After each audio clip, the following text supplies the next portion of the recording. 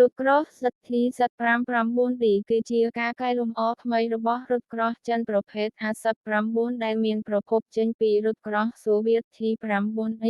ចិនបានផលិតរថក្រោះប្រភេទនេះជាច្រើនម៉ូដែលហើយក្នុងចំណោមនោះសិទ្ធី Z5-9D គឺជាការអភិវឌ្ឍន៍ដែលមានកម្រិតខ្ពស់ជាងមុនដើម្បីឆ្លើយតបនឹងស្ថានភាពសង្គ្រាមសម័យថ្មី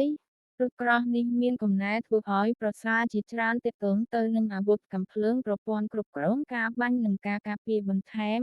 កម្ពុជាក៏មានការទិញនិងប្រើប្រាស់រថក្រោះប្រភេទនេះក្នុងកងទ័ពដីដោយផ្អែកទៅលើទំនាក់ទំនងយោធារវាងប្រទេសកម្ពុជានិងប្រទេសចិន សិទ្ធី Z5-9D ត្រូវបានបំពាក់ជាមួយកាំភ្លើងធំទំហំ 105 មីលីម៉ែត្រ ដែលជាកាំភ្លើងស្តង់ដារសម្រាប់រថក្រោះសម័យទំនើប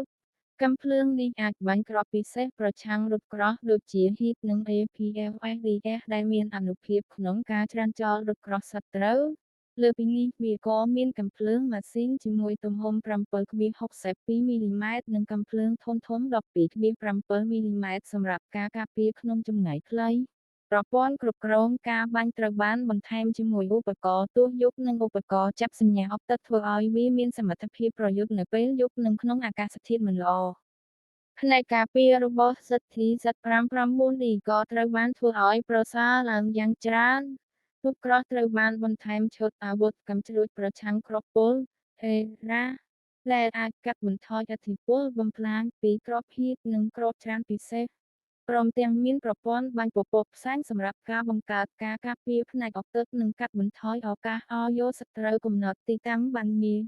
ការកែលម្អទាំងនេះធ្វើឲ្យសិទ្ធី Z5-9D មានភាពរឹងមាំនិងអាចប្រយុទ្ធបានក្នុងស្ថានភាពពិបាកជាងមុន ផ្នែកម៉ាស៊ីនរថក្រោះនេះត្រូវបានដំឡើងម៉ាស៊ីនថ្មីដែលមានកម្លាំងខ្លាំងជាងរថក្រោះប្រភេទចាស់ វាអាចថតលោបឿនដល់ប្រហែល 50 គីឡូម៉ែត្រក្នុង1 ម៉ោងលើផ្លូវនិងមានសមត្ថភាពឆ្លងកាត់ដីលំបាកឬទឹកជ្រៅកម្រិតមធ្យម សមត្ថភាពនេះមានសារៈសំខាន់សម្រាប់ប្រទេសកម្ពុជាដែលមានទេសភាពព្រៃភ្នំនិងទន្លេជាច្រើន ការប្រើប្រាស់រថក្រោះដែលមានអង្គភាពទំនើបជាងនេះអាចជួយបង្កើនកម្លាំងប្រយុទ្ធរបស់កងទ័ពកម្ពុជា